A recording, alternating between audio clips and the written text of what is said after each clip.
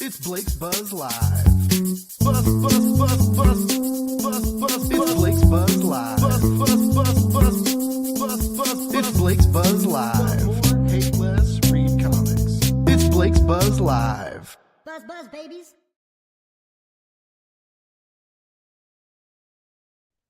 Buzz, babies. We are here tonight on a Tuesday night. And it's a special episode of Blake's Buzz Live. They're all special these days. I've decided to live on the fucking edge and go live when I feel like it. We don't need set dates and times. I just figure out who's free and we rock on and come party.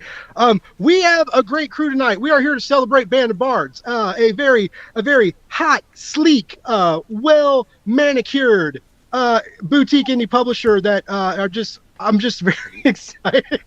I'm always excited to talk to these guys. They got wonderful things going on, wonderful comics, full of a lot of heart. And we are here tonight. They got a new issue coming out from Travis is the writer. This Wednesday, Coins of Judas #2 is out. Everybody's really stoked about that. Issue 1 was phenomenal. I am special, so I got to read issue 2. I love it. It's great. I'm super excited about it. I'm super excited for everybody to get that in their hands, and I hope you do, because the last one sold out, which is pretty badass. So hopefully you all pre-ordered that and you don't have to hustle for it. But there also might be a million store exclusive variants too, because that was a pretty hot item for the first go around. So we're here to talk about that, and we are here to talk about the new Kickstarter anthology, Amongst the Stars, which has so much talent behind it. We got a few members of the creative teams here tonight. Let's see. Let's go around. We got Mr. The man behind the curtain, Tim Stalinsky. He's here. How you doing tonight, Tim? I'm well. How are you? I'm living, baby. I'm living. I've actually had a hell of a day, and we'll talk about that later. But it's been a very emotional few hours for this podcaster and streamer. And then we've got Brent Fisher. Brent is possibly the biggest Carol fan, Miss Marvel fan around, or Captain Marvel, I guess. Not Miss Marvel anymore. Captain Marvel fan. We were in the green room. They were showing off their collection, and just absolutely the stuff they have is phenomenal. You can see some of it behind them, and also wonderfully blue framed thick frame glasses, which I'm totally digging and kind of jealous of, by the way. How you doing tonight, Brent? I'm doing great. Just got done putting my newly adopted son to bed, and ran down here to celebrate everything with you guys. It's really happy to talk about the anthology project as part of Bob, and also just sing the praises of Coin of Judas, which it seems to be doing really well. Yeah, I feel like a lot of the Bards comics are doing great. Not a lot of great promotions going on. I feel like everybody knows about the releases. It's a good time to be a Bard, I feel like. And last, or not last, I got two more. So definitely not last. We got CJ Hudson. How you doing, sir? Good. Happy to be here, man. Appreciate the invite. Oh man, no, I'm excited. I'm excited to talk to all you guys. And I don't think fourth, fifth time on the show. No, it's been several times. Mr. Travis Gibb, writer of that Coins of Judas comic we've been talking about, is here tonight. Travis, how you doing tonight? Good. How are you, man? I am. You know what? I'm really good. Yeah. It's because of the Chiefs. It's because of the Chiefs, right? The Chiefs. Yeah, they did well. I heard. They did. They did as well as we can. Right. Apparently. I think they could have done a little better, but they did all right. Yeah. we did what we could with what we had, basically. But yeah, it's been a great day. We already got people in the chat. What's up? We got Geek Collectives in the house. What's up, Buzz baby? Yes, we loved Band of Bards. Oh, Chaos is here. Holy shit, it's about to be a party. I don't know how you got here, man. That's all weird shit happens in Vegas, but I heard it stays in Vegas. We're going though. We're going. That's what I hear. That's what I'm privy to those, behind the scenes Discord conversations these days, and there's definitely some talk about Travis traveling. And we got Chris. There's a lot of schmexy voice. Yes, we try and keep it schmexy for you, baby. Always. Sexy voices.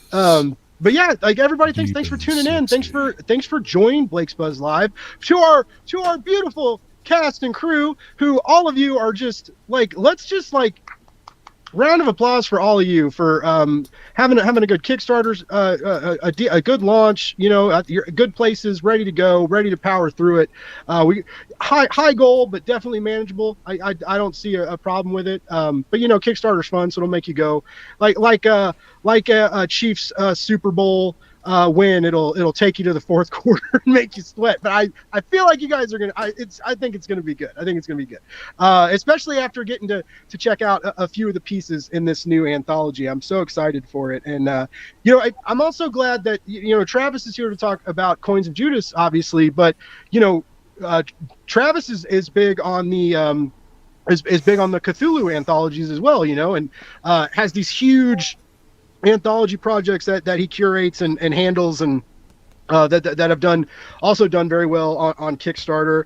And you know, it's interesting right now because unfortunately, you know, not everybody handles their Kickstarter responsibilities as good as they should, right? Like we've got like let's get into the drama like right away, right? Like but Kickstarter anthologies, you know, I have even heard a couple other streamers and podcasters say that like, hey, unless like we really know you or unless you've had previous success, like we're gonna be careful on covering anthology work. And I get that, and obviously like right, like I'm not worried about Bob, which is Band of Bards for those that aren't in the know.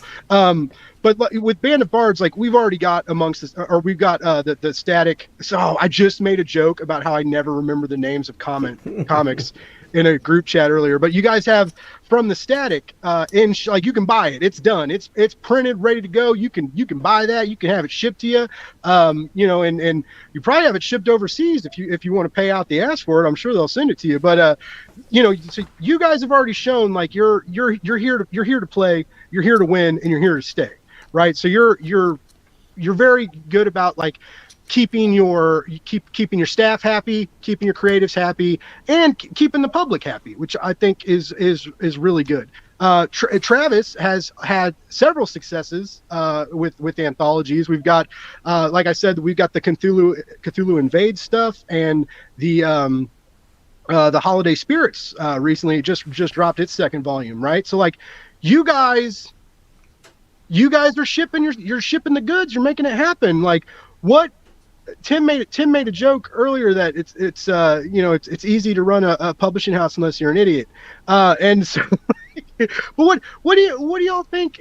Why is it so hard for some of these anthologies? Like, is it, and it happens like towards the end, right? Like I would think it would, like if I were to crumble, I would think it would be like initially, right? Like when you're trying to get the teams together and you're trying to keep the deadlines going and you're trying to get everything set up and like put together, and you know, like well before it goes to print, well before the campaign ends. What is the secret to anthology work? You all have perfected it, it seems. So what's everybody doing wrong? Like fill in the public. Brent and Tim have way more experience than I do, and Travis too, I think. So I'll let them probably take that one. Well, I think anthology work is a facet perhaps of publishing, which has its own complete myriad about tasks and requirements and business related things. For me, is to have people you trust to work on it with you. I'm more of a glorified pitchman in a way. Michelle Abinader is my co-creator and co-director, and essentially half, if not more so, of the devising and implementation and orientational, and we're equals in the creation of the last two Kickstarters we've done, and I wouldn't be able to have done it without her acumen and judgment. So, and you know, like we're both co-directors of Extra Pages Press, which is the label we kind of came up with to produce these things. But I think you really need, no one exists in a vacuum. You know, we really needed to work together on it, and I wouldn't have been able to do it without her as a full-fledged partner in the process. And what drop the last that recently funded with that gorgeous Tula cover? Let us. Yeah, What was that? well, First one was Color of Always, which is now being picked up by Wave Blue World. That's right. Yeah, I forgot about that. Your host and is then the second not one a great host. is Sharp Wit in the Company of Women. Yes, which is just got funded and is going to be. We're in the process of getting it developed right now, and that's Tim's holding up the free Michi designed journal that came with one of the extras for the campaign. You're already fulfilling. Well, Color of Always is not only is. Oh, that was the Color of Always journal. Okay, yeah, sorry. I got you. Swackout is all the creative teams are paid. We just need to pay for production of the extras as well as production of the book, which unfortunately is happening in 2023. So I'm meeting with my accountant tomorrow to see what the damages are in the taxes because it's money. So we'll see how that works. But you know what? Damn the torpedoes. You got to do what you got to do to make things. You can't be afraid to worry about implications along those lines. But really, for me, it's people. It's always been people. You need to have people that you can count on, people that you can trust, especially when, and it goes both ways. Like I've made mistakes and I've learned along the way, how to do better, and Michelle's had the grace to kind of help me along in logistical things. And she leans on me to be a big foghorn into the void, getting people's attention to support these endeavors. And I call it the Color of Always was a huge message piece that I wanted to get out to help elevate LGBTQ voices and to put another LGBTQ book out there, especially right now in the tonality of it. Sharp Wit, to kind of condense the messaging down, is essentially queer feminism and feminism generally through the personification of sword wielding ladies that are badass. And so, we wanted to make sure we have that kind of messaging intact, and that was a large part of what made it successful as well. I don't want to prattle, but that's kind of where my mind immediately goes to people. It's people power for me. That's what drives me. It's I'm a huge pro creator advocate. And I think if you follow me on Twitter or on Instagram, particularly Twitter, you'd see that I want to be everybody's champion because there's just a lot of creative people out there. Yeah. And there's just not enough opportunity. You are a good voice in the community and always excited to showcase new creatives and the to help the voiceless find voices. Like I'm very all about that, and I love that you've taken risks to put those kind of narratives out there and give new creatives a chance to tell stories, right? Because that's we all have our favorite comic book crews, right? We got our favorite teams and publishers and everything, but even with our favorites, it gets a little boring if you get the same stories from the same old people all the time.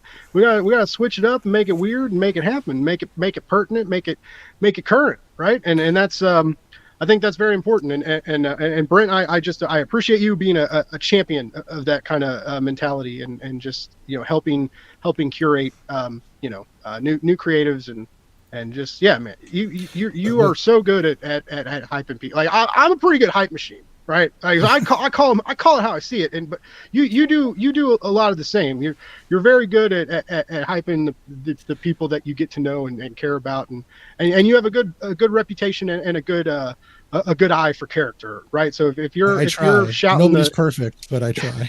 Well, yeah, unfortunately, none of us are perfect. Real quick, just to give a shout out to some of the people. We got comments, man. This is awesome. I'm so stoked people are chatting. Yes, it is booze. It is Blake's booze. We forget that sometimes. Anyway. And then we got Ian's in the house. What up, Buzz of Bards? I like that. That's all. I should have named the chat that. That would have been good. We got Chris is in the house. Awesome. Oh, and he gets it. Brent's one of the best humans. We're always drinking. We never stop. That means you have a problem. We do stop sometimes. I try. It helps that I've gotten to know who the cool cats are and who to hype and who not to hype, right? But going back to the anthology deal, Tim, this is your second anthology, right? One is in the hands of backers and the public because it was released through the direct market as well. Or it wasn't. It didn't. It did go to Kickstarter. It did go. Yeah, Static went to Kickstarter, right? No, not yet. It didn't. Okay, never mind. Just kidding. No, we got it out. It was a joke, ladies and gentlemen. We got out direct not market, a good one. And then we're going to solicit it a second time closer to September. And Okay. also run a very That's quick, good. like 2-week Kickstarter that will run in October and end on Friday the 13th. Ooh, Yeah. nice. It's a good time to run it. And For a that'll spooky kind of book. combine all the different sales efforts there for that anthology and try to, do as much with it as we can for all the creators on that. Let's see, Dark Side of Purity will be going to print next month. Both volumes of that. I love that. I can't wait to see that. Me too. I haven't read it yet. Joking. Jeez. You can't tell sometimes, Tim, because your delivery is always flawless. If you're trying to treat like Tim never cracks. He never wavers. He could be a surgeon. He's a steady-handed. He's a steady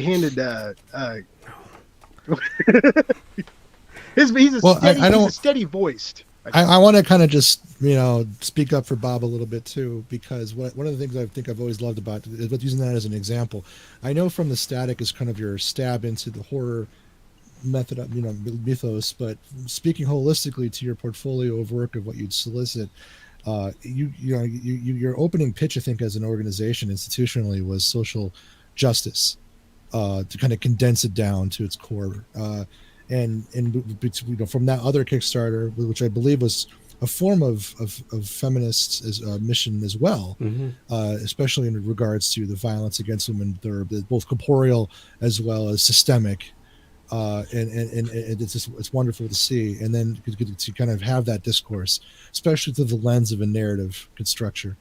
But also because of taking it amongst the stars, just as that kind of different bringing in asymmetrical ideas for creators and authorship. And it's just I just really like to see an organization to practice what it preaches. And so because you're bringing in fresh blood, you're bringing in people who come from a whole variety of backgrounds in terms of that isn't always reflected in the work. The work could be something is in a standard genre, but the people fueling it, that's invigorating. That's what I'm trying to do as well. I just want to give you a shout out for that, because that's kind of hard to articulate easily, as you can see, but I think it's something worth noting since we brought up that one anthology. It is. And I mean, we're here to create that platform so that you can get more diverse voices in there and, get voices that have a more authentic representation for whatever it is that they want to tell. The story doesn't mean like a story needs to be preachy by any means. It can absolutely take on a serious topic and really dive into it, but the important thing is to just give other people that voice and let them tell whatever story that they want to tell. So that's how we would approach it. I remember when we talked about Static, Tim, you mentioned how you were, to put it lightly, overwhelmed at the submissions, right? Yeah. You got overwhelmed just from, that you were a new publisher, so there was a lot of rough submissions. I remember us talking about like people thinking like, oh yeah, like I got this weird idea. It's a brand new publisher. Maybe they'll do it. So you got like you got a lot of rough submissions, but you also, because you were making waves, because you had a good face on the company already, you got some really great like top tier indie submissions too, and also like even more like people that were publishing through the direct market already submitted to that anthology. How was Amongst the Stars? Was it worse or better? Because I feel like that could go either way, right? Like now you're even more popular, right? So like more people want to be under this name. They want that Band of Bards brand to fall back on, right? And also like they know you're going to produce because you've been putting out comics in both the direct market and Kickstarter. So you've got kind of this like, you're safe, right? You're safe to work with.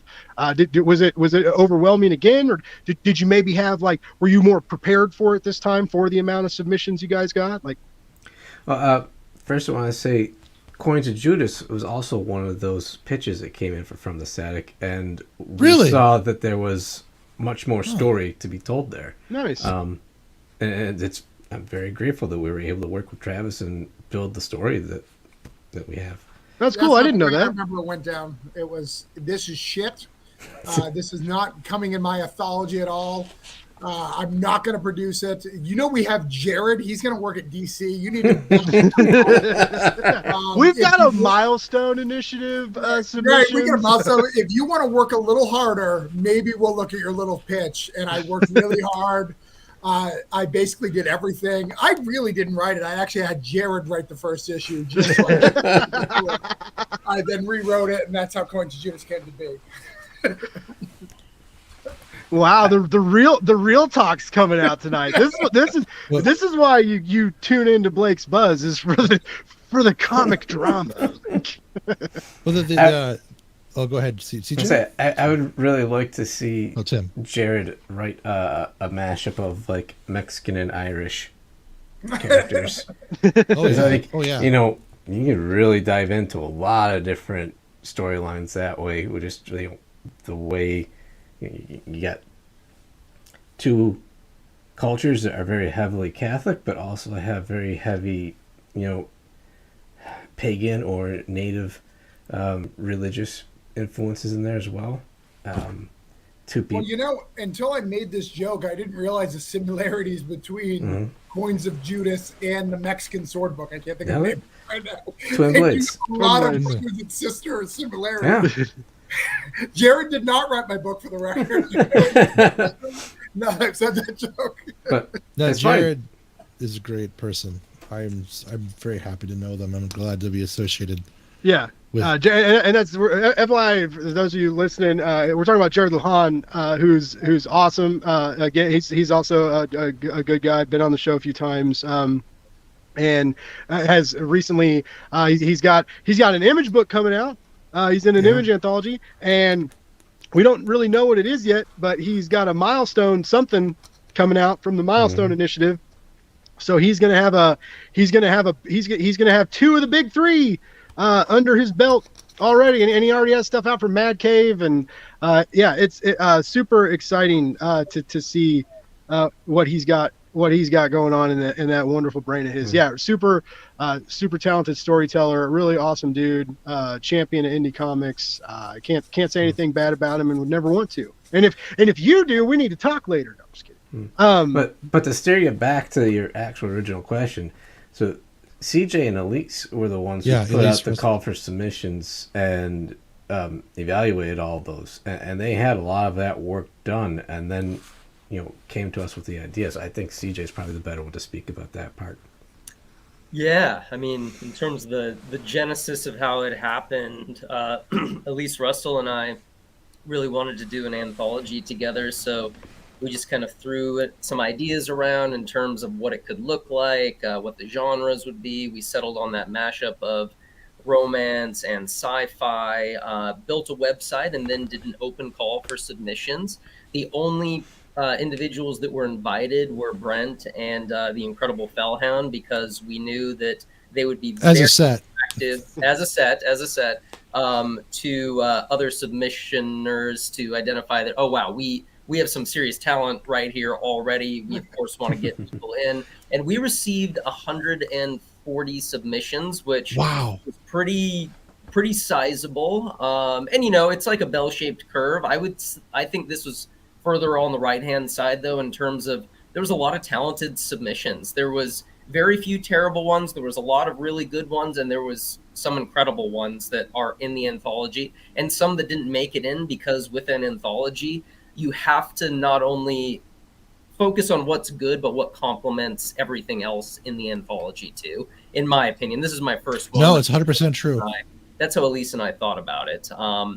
And then once we were done, we decided that we couldn't do it by ourselves. So we reached out to Band of Bards, and we had a couple other publishers in mind. And if worse came to worse, we were going to do it on our own. But we thought, this seems like a Band of Bards book. It has all the people that they typically work with in there, heavily tilted towards the Phoenix Comic Collective. For some reason, I realized after the fact that I think we accepted like 5 of those great comic creators in there. Technically, I technically am included in that. Even you are, yeah. Yeah. Yeah, so, and then it all came together. Tim and Chris asked us to pitch, jokingly, I think, but then they bought into it right away. And the rest is history. And now we're live and have some really great talent in there. Obviously, Brent, Fellhound, we have Carolyn Lee Lane from Money Shot. We have Sid It's Mills, so good. their first interior comic book work, who's an incredible fantasy artist, who I think Fell refers to as Sid fucking Mills, which I think is always really funny. Wow, that's high praise. Dropping the F-bomb for Fell. I love Yeah. Phil. Yeah. Phil's the absolute best. Well, I was in my car coming back from breakfast, and Fell texted me and goes, "Hey, do you want to do an anthology thing?" And I was like, "Sure." And I go, "I have to come up with the story quick." And she forces me to say this, but like, I actually wrote it on my phone, and I said, "What about this?" And she goes, "Yeah, that's like I love it," and gave it to Elise. Elise like, "Yeah, that's great, I love it." And so I just fleshed it out from there. But yeah, I was super excited. Just the motif of romance and sci-fi is just like mwah, mwah. Yes, please. I think it's amazing. It's compelling visually. It's compelling, in terms of just narrative merit. I just love it. We should do more of it. We should. I don't want to bag on horror because that's the moneymaker right now, and I love horror. I've actually gotten into two horror anthologies, so I can't really I don't want to bite the hand that feeds me, but I just love seeing something just sort of out there, both literally and metaphorically, I guess. Yeah. No, it's definitely. I think it's a fresh concept. Yeah, I love horror too, but unfortunately, right now we're coming up on a deal where we're oversaturated in it, right? So right now, to have a horror narrative, if you really want to stand out, it's gotta be real fucking good because there's a lot of competition. So much and great competition. So I love, because I'm a big sci-fi horror fan. Like Event Horizon is one of my favorite movies. The first Alien, a haunted house movie in space. Like, please, like give me, I'll eat it up. You can't leave. She won't let you. But this sci-fi romance, I really dig it, and of course, like I'm reading some stuff. I was prepping for today, and I had an emotional day today, which we'll get into that a little later. We're here to celebrate you guys, though. But I was the emotions like hit me a little harder. But what really bummed me out, or didn't? Well, it did bum me out because Tim sent me 4 stories, and I was reading The Long Metal Road, and when I went to confirm the creative team, and I saw Doug Wood's name on there, and I was like, man, I got hit in the guts because he left he didn't just leave, like he left Twitter, he totally, and I get why he had health stuff going on, and he's hey, like as someone who like just quit their job to like protect their mental health, like I totally get it, but he was such a champion of indie comics and such a great dude, and also good at anthology work, like big hype was real deal awesome, and it's such a bummer, like that he's I hope one day he comes back. He's still like there's a chance maybe take a break and a breather and come back, but yeah, I was like, because it was good. It was a really awesome silent comic that like took you to like a hopeless place, and then a lover's embrace, and how that can change, right? How that can change your whole mentality, right? That can take you could kiss a person 1,000 times, right? And on a bad day, they can grab you and kiss you again and change your day. And that love is real, and love is love, and love is excellent. And I love that we're getting that, like that in the cosmos, right? Hey, and I'm behind it. So yeah, I was like really into it, and then it was kind of a bummer, like on top of it. But I love this idea of like, romance scattered amongst the stars, right? And that's literally the title part of it, and so it's very cool. And I'm so I like I said, I read 4 of the shorts, and I can't wait to see the rest of it. I think it's gonna be great. I think all of you have a great idea for what to look for, and what and the hard part of these things is unfortunately you got to tell people no sometimes, right? That's the bad part of being an anthology. And then I know so I know Brent we're on borrowed time with Brent. I'm so glad we finally got to talk. I wanted to make a point of it. I had to say hi to you in person, so to speak. I think I've known you forever now in a way. It's just, Blake, you're just such an iconic part of things. Which is weird because I never thought that would be You the are. case. It's like, You are. You're part of this community. I really do feel that. well, thank you so much, and you goals. you are too, and I love the vibe you bring and the excitement you bring, and I'm so jealous of your original art collection. It's so beautiful.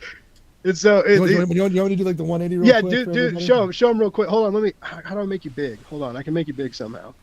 Think, and There you go. oh, there we go. Now we're in it. Tom Rainey, Sweeney Boo, Heather Antos, Joshua Hickson, Drew Moss, Layla, Adam Gorham, and I think Tracina Bowling, and just some of the low taste stuff, Okay, my Liana Kingus stuff, and then just Marcio Takara, just you name it. There's a whole bunch of people up there, but and then that three abreast is like a Carol Jess Wall and Gavin P. Smith's up there, and a whole bunch of other folks. It's just a lot of fun. So yeah, A lot of fun and a lot of money. well, over time. Comic collected ain't cheap, ladies and gentlemen. No, Yeah, it's an adventure. With the stuff on the floor, I kind of want to have a sleepover. It looks like you're ready. You got the sleeping bag, so we can have a sleepover. Oh yeah. Oh yeah, I got a Nintendo. I got a Super Nintendo. Oh, nice. Sega Genesis. There we go. I got a Sega Saturn. I saw a PS2, Xbox. I'll No, kill you I'll guys with GoldenEye. Let's go. Yeah. Sony Trinitron. Yeah, Blast GameCube's out. down there. And then where goes over here? I think I missed that on this part too. There's like a whole bunch of other stuff over there as well. Nice. But yeah, I'll take you through it sometime more formally, and I'll give you like the rundown and everything. I'm really happy to be a part of this, and I hope I represented things well. I'm looking forward to really getting this anthology funded. And remember, Amongst the Stars on Kickstarter, it's a project we love on Kickstarter. Lots of good people in it. I really want Fellhound and I to do another story together, so please tell everyone about this anthology. And I'll see you guys later. Brent, thank you so much. Have a great night. Thank you, Brent. All right. Well, that was awesome. I love them. I'm so glad I got to talk to them. That was great. But yeah, so as we mentioned, Amongst the Stars is amazing, and project we love. Good route. It's gonna happen. I believe in it. You should believe in it too, and you should put your money where your mouth is and believe in it that way as well. With the cash, with the hard dollars. That's what we're here to do. Is to get some money behind these campaigns so that Tim and CJ can fucking sleep at night, because it gets stressful, right? It's a lot to handle. Travis has been here before with the Kickstarters. He's done Cthulhu Invades Oz, Cthulhu Invades Wonderland, and now I think everybody knows about it, right? Like you're beginning to work on Cthulhu Invades Neverland, and just did you and Jerome did two Holiday Spirits. So that you're about to start on your 5th crowdfunded anthology, and you're doing like 1.5 million other things on top of that, and a day job. Like, how the fuck do you do that? Yeah, I mean, and that's assuming you don't consider the Advocator or Tales of the Collective anthologies. Oh, that's okay. Yeah, because they are. I just work, man. Like, this is all I want to do. All I want to do is comics. So, like, I know that sounds like really cheesy and like a cop out, but it's not. Like, I mean, look at the effort I put into. I try the hardest I can. I try to do right by everybody I can, and just try to make cool shit that people like, man. That's why I partnered with Band of Bards for Coins of Judas. That's my first non-Kickstarter project. They've got that, and I'm happy to be part of that. I'm excited about all the anthologies they have coming out from this to the things in the future. So it's wild, man. Anthologies are the way. I mean, and this anthology is just on the same caliber of any as mine, right? You got Fellhound, you got Brent, you got Travis Hill, you got Ben. I can never say his last name. I don't know how to say that. CJ's been making a huge name over here. You've got a lot of really good talent, like you said, Doug Wood. there's some great people on here who have been doing some amazing things on this little anthology. So I'm excited about it. I mean, and look at that All or Nothing, that one page of All or Nothing. I want to read that book right now. I like, screw anthologies, remove it. I want to read whatever that is. Let's start right now. No, the color on that is just fantastic. Yeah. I mean, Yeah, Tango's an amazing artist. Actually working on a Kevin Smith comic right now too, in the View Askew verse. I can't remember what it's called, but she's working on a book with him right now. I just saw the solicitation through Dark Horse. Nice. That's It's very, not one of the quick I feel stuff. bad. I should know that. They just put me on their press list. I'm a bad comics press. Yeah. Just kidding, Dark Horse. Don't get rid of me yet. I swear I'll do better. Don't leave me. But, yeah, huge talent, obviously, and I mean Carolyn Lee Lane is awesome. I mean, her Money Shot run was really fun. Amazing. So I was really surprised when I saw her name come through in the submissions. I was like, what the hell? Yeah, what is that like when you're going through the, or okay, this is a good question for all of you. When you're going, also Chaos. I love Chaos. That was the off the record. It was for Chaos, not for anybody else. Why I was looking off the camera. It's specifically for Chaos. when y'all get submissions, do you? So I used to be in my undergrad. I was on an editor for Avila's literary magazine, right? And we would get submissions from like we kept it local, so it was like local Kansas City colleges. And then one year we had a high school. We like let a high school senior class submit some works, and we gave the high school winner a new Kindle. Like this was like before the age of iPads and shit, 'cause I'm old. But we gave this high school student a Kindle, and but the editor, the main editor would remove contact information off the pieces. So like when everybody got the pieces, like you didn't know, you couldn't like look at a name and be like, okay, well, I know this person, or like, so they'll go ahead of the stack, or maybe I won't even read it. We're just gonna let you be in it.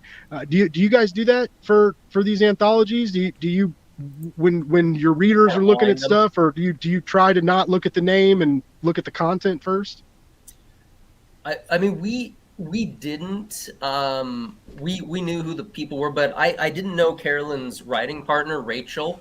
Okay. So we tried to view everything as a whole, and there was some amazing artists in there that just didn't have a great pitch that went along with it that couldn't be included, but visually they would have been perfect to go alongside everything else, or vice versa. Maybe there was a really talented writer that just didn't have an artist that was kind of ready for that prime time spot, which I think when you're included in an anthology, it's like you're ready for published work at that point. Maybe not ready to have like a full single one shot or a mini series, but you're ready for the prime time, and that's what was missing on some of those. But we didn't blind anything because, frankly, I was familiar with some of the names, but I wasn't very familiar with them. Carolyn was the only one that completely stood out to me because I was like, that's Carolyn Lee Lane from Money Shot. What the hell is she doing submitting to my anthology? And so that one stood out to me, but her writing partner, Rachel, I mean, they just knocked it out of the park, and it's a very strong piece. And they included concept art, like they had it together, and so it was a very hard one to turn down in that respect. But people like Doug Wood, he also had a really strong. He's a great writer. I was very familiar with Doug. We'd already followed each other, and I tried not to let that skew my decision. But it was a pretty easy decision from Elisa's and my standpoint because his submission was nearly perfect. He knows exactly how to keep the log line, exactly how to keep it short and concise. Like, I don't need the Bible. I don't need the history of the world to pitch me this story. Pitch it to me as concisely and as few words as possible. Get me super excited. The preview of the movie, and he's a freaking master at that. So, and there was a lot of people that were chosen had that element to their submissions. Nice. Hey, the pitch is important. It's it's a pain in the ass, right? And it has its own art form. A good pitch, how to write a pitch, how to curate I a hate them. pitch.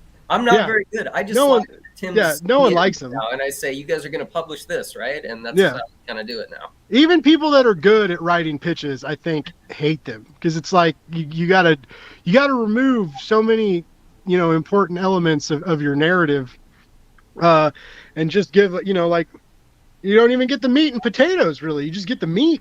It's like you don't even have room for the potatoes sometimes. You just got to get it, get it all out there. But yeah, have you guys ever had like a talented person, and feel free to like throw out names and throw people under the bus and start drama. But like, like a name that like when you see it, you're like, oh, this is gonna be good, and then you're like, oh, but it's not very good. What do we do? And then, because this is what would worry me, because curating an anthology always seemed like a cool idea until recently when like shit started getting weird. But like, I feel like some say you're a hot shot person who's got like a couple direct market stuff, still playing in the Kickstarter indie game too. Like you're playing several fields of ball here. And you're like, oh, this is going to be an easy thing to get into. It's a new publisher. I'll throw this half-ass pitch out there. We'll get it fixed later. They're going to like this. They're going to like my name. And you get that, and you're like, I want this name for my cover, or for my table of contents, right? Like I want this, but like, what if it's not good? Like, do you bail on it? Do you like go to them and say, hey, kind of interested? Can you give me a little more info? Can you give me, can you give it a little more love and send me another email? Like, have you guys ever been in an instance like that in any of your anthologies? I mean, not for me. I'll say I did see that Richard Pace online was thinking of submitting to the anthology, and I'll just say I'm a huge fan of his work. It would have been very difficult to not accept whatever he submitted. But also like the God complex of being like, no, Richard, like, my name is CJ, and I said no to you, sir. Like, oh no. I'm a sick little weirdo, so I get off on that shit too, right? Like, yeah, I mean, it's a good point. I don't know. This is my first one, so I bet Travis and Tim have better insights. Chaos says that it happened to Neil Gaiman. Neil Gaiman, he didn't have it. He didn't. Neil did Travis Travis is a big. I love Neil too. I was listening to a live stream where some Neil slander was going around, and I thought Travis was gonna pop off. I thought about popping off. I was like, who doesn't like Neil Gaiman? But anyway, that's a whole different story. I was very close. No, there was a point where, like, if I had hair, I could do it, but I'm bald. But like, Travis did like that Jim Carrey, like. You can't be insulting Neil Gaiman. They were hating on him in a group message. No, on a live stream. Yeah, on a live stream saying Sandman was past its prime and not. Oh no. I had to keep it professional, but they won't be welcome back. I'll tell you that. No, anthologies are hard. So I curate a lot of my anthologies. So I handpick a lot of the people. But even when I handpick, sometimes when I get the pitch, I don't like, or they want certain characters, right? Yeah. Like, it's really weird. The people that people resonate to, for instance, when we did Alice in Wonderland, nobody pitched for Alice. Like, I had to ask somebody. I'm like it's Alice, like, because everyone's so intimidated, right? These things get kind of crazy. But when I look for an anthology, and I'm going to be 100% transparent, when I look to pick someone to be in my anthology, it's 3 criteria. 1, quality of work. I obviously want quality of work. I want the best work. I want the best creators. 2, I want to see you hustle, man. Like, if you're in my anthology and I didn't see you hustle, like trying to sell it, trying to push it, trying to get other people to think, I'm not going to ask you back. That's reality.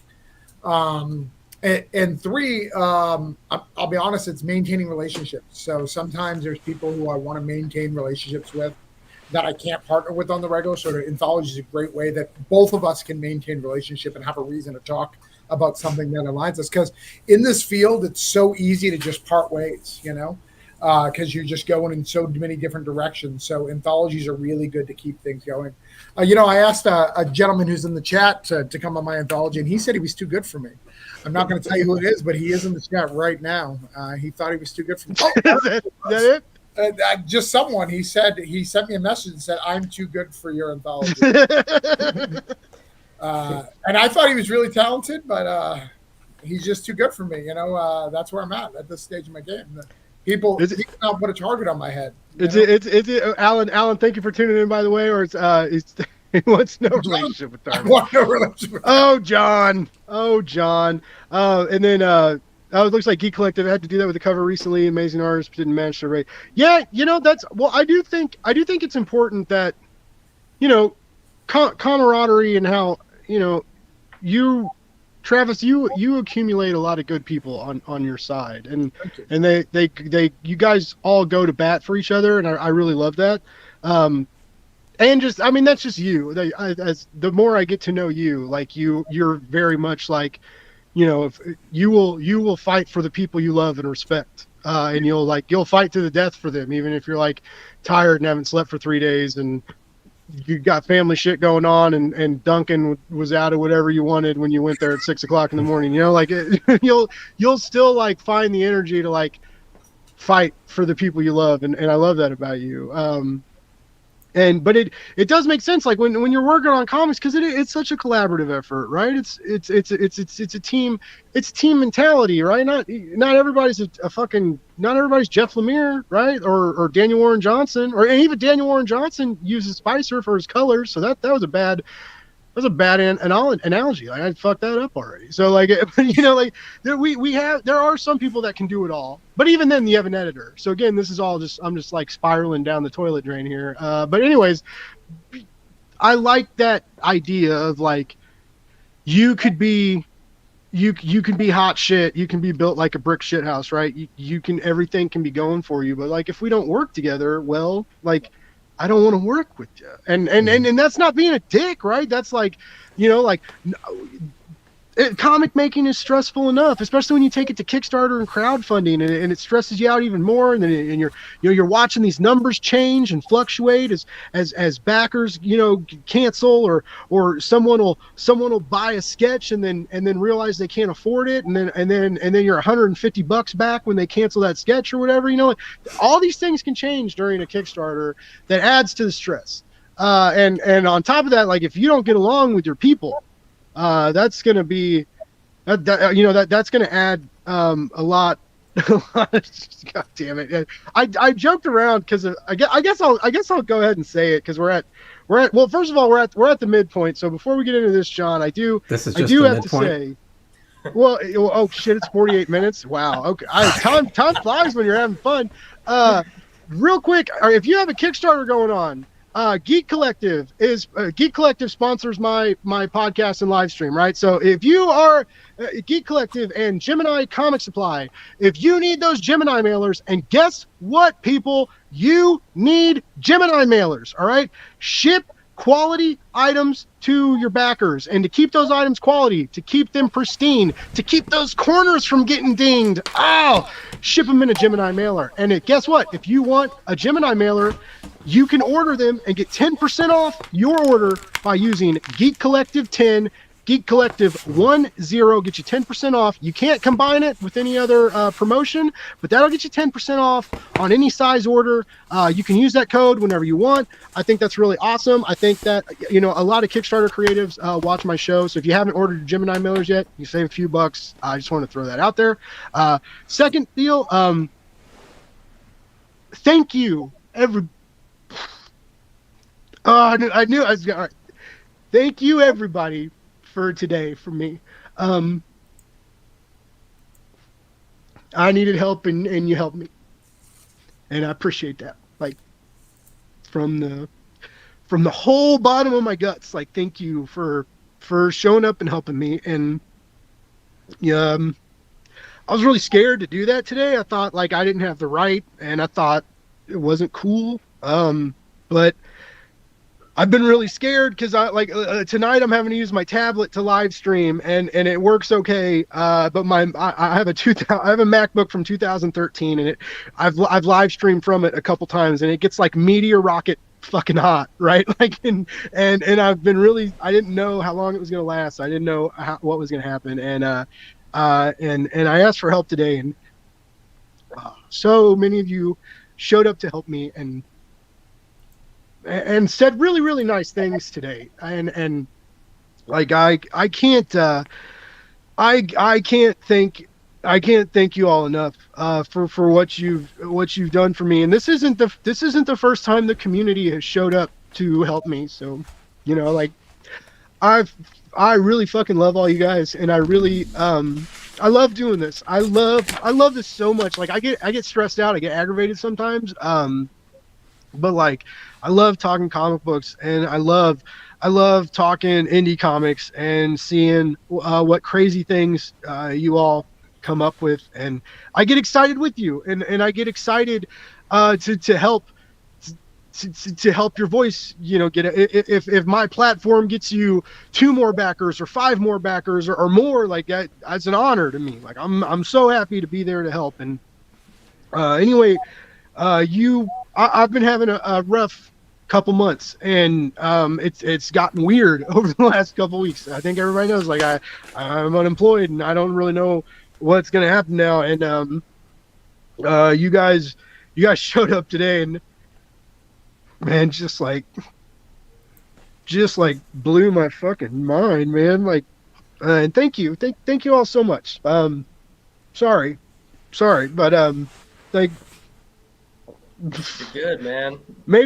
You made me feel like really, really good. You made me feel like I was part of this community, and I'm glad my voice is heard and appreciated, right? Like, and because I hear you guys too, and I love all you guys, and so yeah, fuck you, Alan. God damn it. Oh yeah, so yeah, anyway, so that didn't happen. That was just a joke. Thanks. I appreciate all you guys. But yeah, so today was a big deal, and and it's also I'm not gonna lie, like it's so different doing these live streams and doing these interviews and stuff. Like and I was talking to Travis earlier, and I know I'm gonna have to go back to work and I have to find a new. And I'm working on it, right? Like I'm not just like living the unemployed dream in my parents' garage, but sorta. But like it's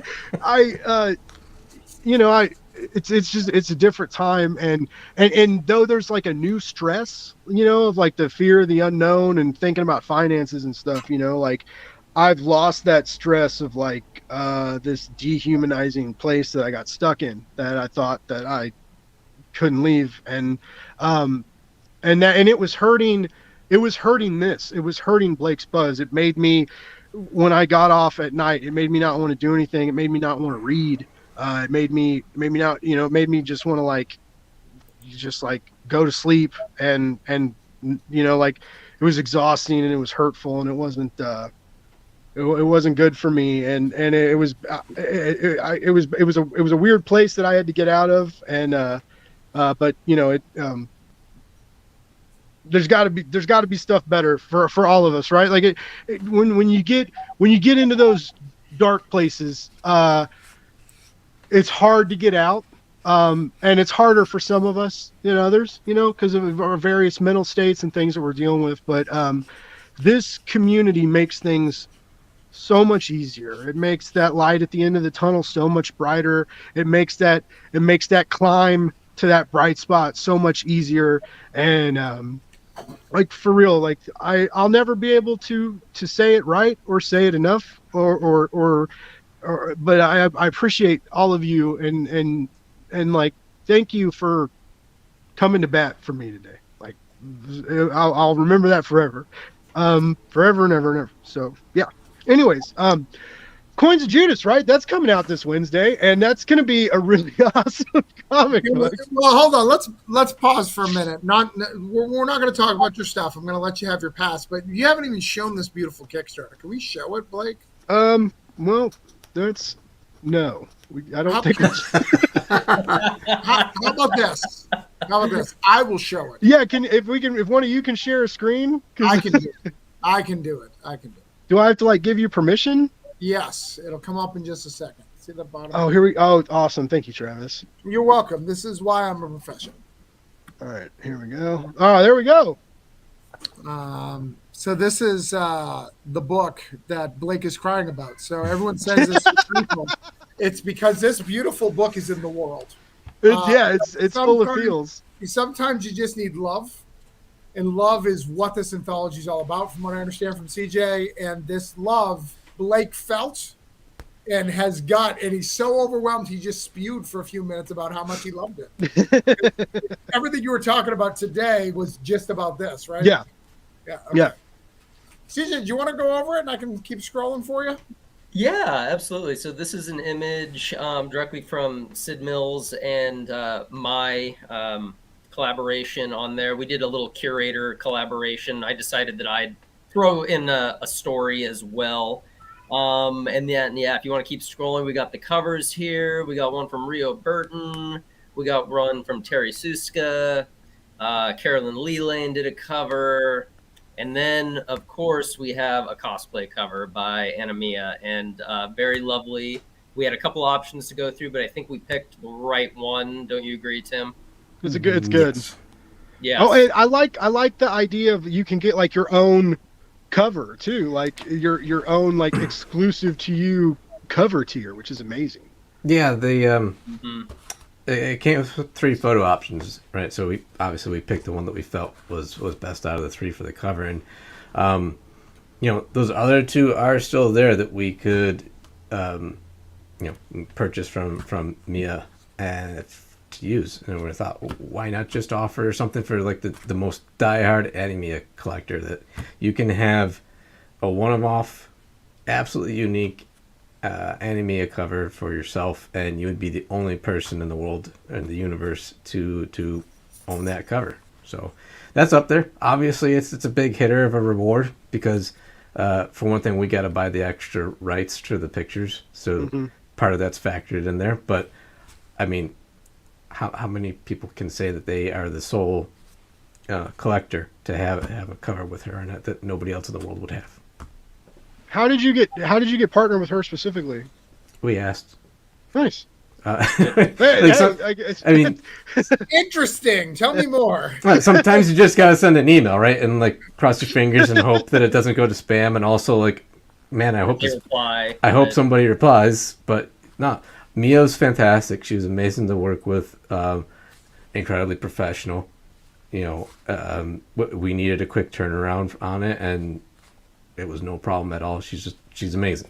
Nice. So, yeah, total pro. Not only people know this, but I was the first choice of color. I'm glad they picked the anime one instead of me. I thought you looked good in the bikini too. I thought I did too, but apparently, when you put it to a vote, I wasn't. I mean, the chat's been popping off about Travis's beard, so they were ready for it. It's got sci-fi, but we didn't need a Wookiee on the cover. And there's the full team.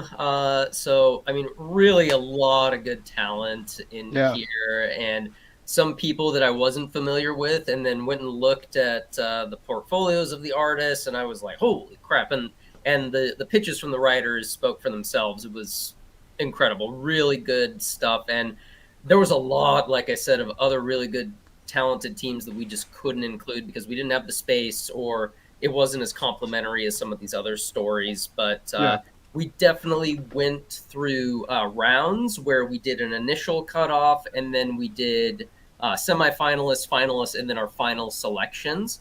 And so anybody that outreached to me that said, hey, what could I do next time? I told them and was honest where they were in that process. And there were several that were in that finalist selection that were like, you were right there. Literally, you could have been chosen, but it just didn't work out for a variety of reasons, probably due to the complementary factors of it, but your work was strong.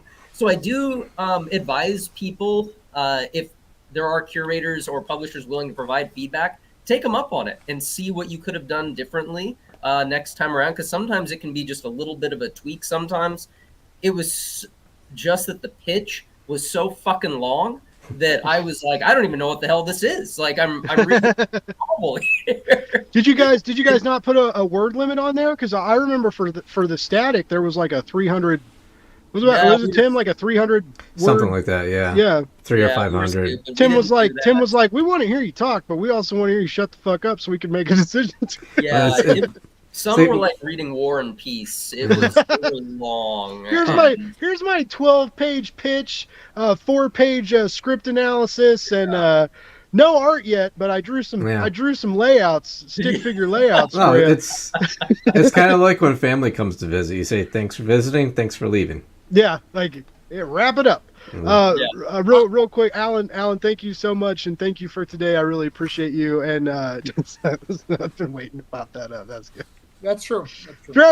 I love how like everybody loves Travis so much they can like give him the business. Like when I said, I still don't remember quite what I said because I was blackout drunk during that burrito live stream.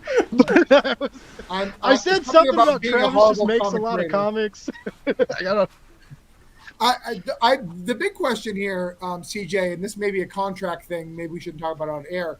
Is that a Stoney Williams coloring gig? That is Stoney Williams, yeah. But he's coloring, not writing, correct? He is coloring, yep.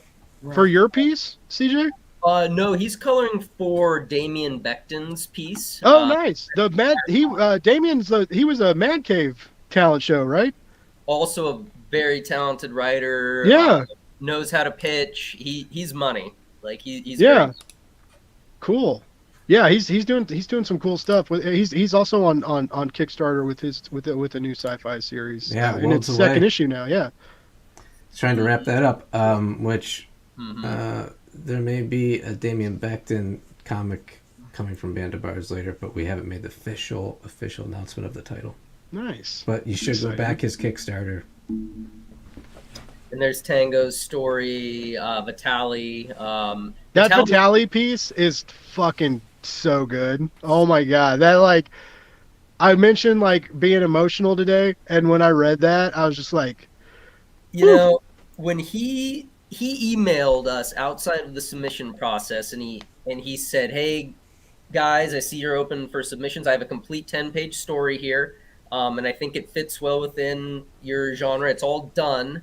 And I'm in Ukraine, and I don't know what's going to happen. This was at the height of the war. This was last year when we opened up submissions. It was Valentine's Day. So he was like, I don't know what's going to happen, but if I'm not alive, you have my permission to print this story. Wow. And I was like, I immediately messaged Elise because I saw the email first, and I said, we have to have this. Like, I have to have this in. Can we build it around this? I said, this is an incredible story. He's an incredible artist.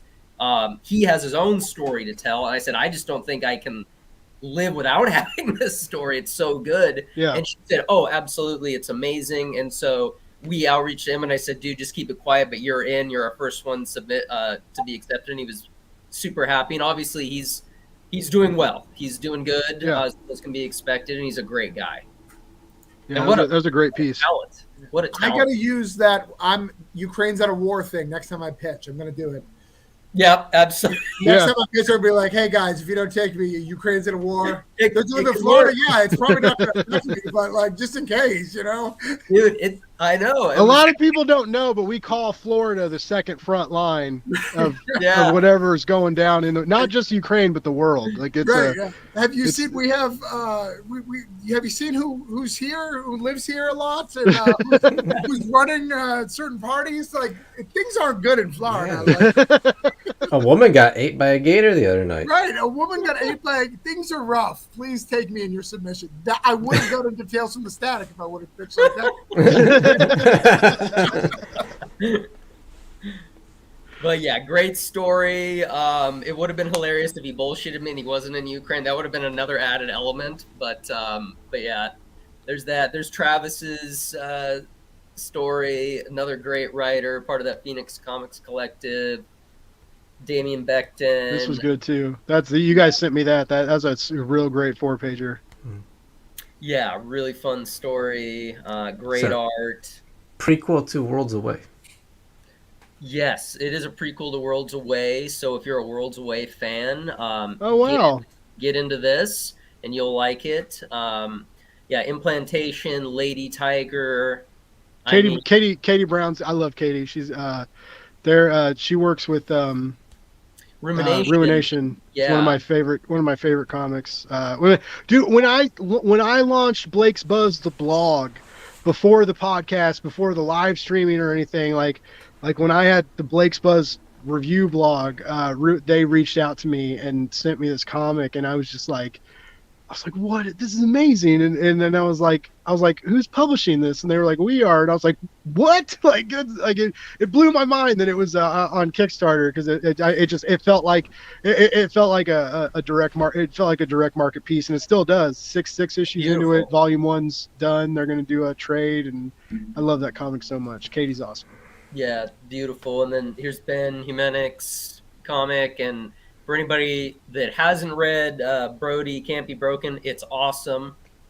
Really a fun read. Another Band of Bards. Another exclusive. Band of Bards title. I only have about 20 copies left. Wow. Then people should jump on it, because I love the oversized format too. It was really fun to get something like that. You know, it's like sticking it in your magazine box with all your heavy metal magazines. Yeah. You know, So it's that DC Black Label sized. Yeah. It is. Yep, Okay. yep. a smart publisher would have grabbed copies of all these different things and had them sitting here ready to show off. Yeah, But well, that's what I said earlier. Like, this stuff isn't that hard unless you're an idiot. yeah, long distance and triple time, more time. I think we have time in a couple of these titles. Rejection. Here's my story with Sid, and just really beautiful work. And then, of course, Fellhound, and Brent, just top notch. Time out real quick, CJ. Like, can I just say, like, you did so much in 2 pages? Like, dude. Oh, with Rejection? Yeah. Oh, thank you, man. I appreciate Dude, it. it was so okay. So, all right, this is why it resonated with me, and I wanted to talk to you about this tonight. Sure. When I started grad school, my first grad school workshop, I was reading Sandman, and at the time, and I was like really into Neil Gaiman, and I wrote this piece about 2 gods talking, like a male, and it was like a light and shadow, right? And the shadow was male and the light was female, and they were gods in a relationship, and they were watching this woman sleep, and she was dreaming about an ex-boyfriend, and they were like in her dream, watching her dream about this ex-boyfriend, and discussing their own like cosmic relationship, right? And then I rewrote a creation story about how these 2 cosmic beings fucked, and a flower bloomed on a planet right afterwards. And it just I wrote this, and I had visions and stuff in my mind, and I was going I wrote it about an ex-girlfriend, right? So it was I was all over the place. This is my first grad school MFA workshop.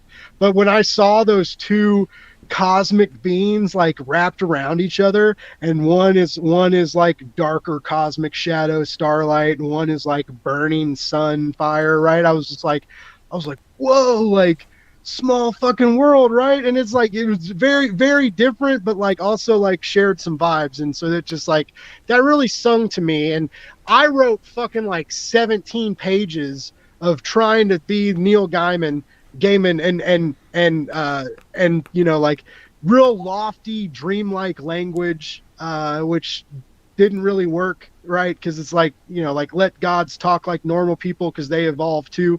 But I was trying to do all this shit, and you fucking did it in 2 fucking pages, and I was like, oh my god, it really took me, man. It was great. It was a great piece. Oh, thank you, man. I'm not much of a prose writer. It was really my first try at trying to do something. So it means a lot when people say that they enjoyed it. When Brent, who I'm a huge fan of Brent, when he told me that he enjoyed it, I was like, oh man, that means a lot, because Brent's a fabulous writer. When Travis told me he enjoyed Vigia, I was like, oh shit, because I'm a fan of Travis's work. Yeah. So it means a lot to hear that stuff, because I'm a guy trying to figure it out. Feel that same on numerous levels.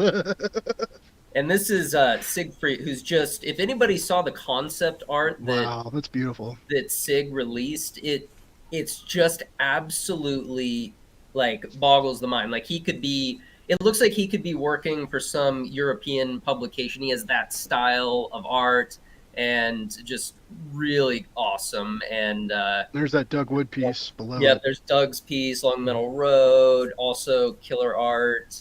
And then Carolyn, obviously, like just speaks for itself. Just really fun art and really good poses. Like, she's just a natural.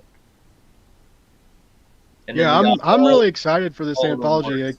Lots of hard work from the creative teams and the curators. So very, It's stressful. very I'm cool. not gonna lie, it's super stressful. They're challenging to do. I think we're gonna get there. I feel it in my bones that we're just gonna have to push hard and yeah. make it work. But I think we've got some good energy behind us, and we were very careful in how we structured this. I found really good people. Partnering with the Bards has been great, because we knew we had to get some more reach out there, because it's the genre mashup maybe isn't as attractive out the gate if you first think about it, but once you see the art and visually understand what's happening, I think people, all we need them to do is click on it, and then they'll get invested.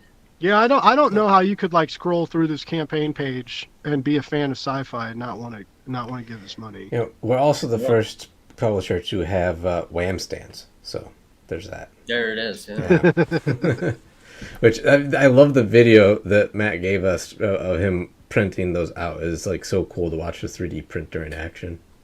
Yeah, like I never I've seen that recently too, and like I never knew about like the little pegs. Like like how when things are on different like levels and there's like the pegs that like and you break off. I never knew any of that till recently. I was like, it's like a whole new world. But yeah, I'm really excited for this anthology. And I know you got a long way to go, and I know it's gonna be a little stressful, but I'm with you. I think it's gonna happen. And again, I want to remind everybody that this Wednesday, Coins of Judas #2 comes out, and there's a thing that happens at the end of Coins of Judas #2 that of course I'm not going to talk about. I'm not going to spoil it. Let's talk There's about it. There's a I'll really read it to everybody. What we'll do is we'll bring up the digital and I'll read it. just read it aloud. Read it aloud.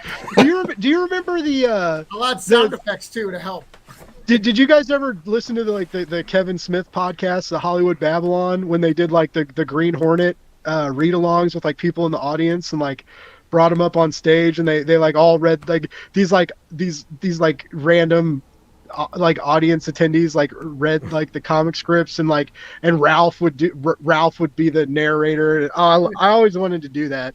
Anyways, but no, we get an announcement though, like, because we're only solicited through Coins of Judas issue 2, and it's a short arc, but it's an arc, and it feels good, and it ends well. But there's going to be something else later. Yeah. Right? The Gambler. That's the Gambler. Yeah, the Gambler. It's scheduled out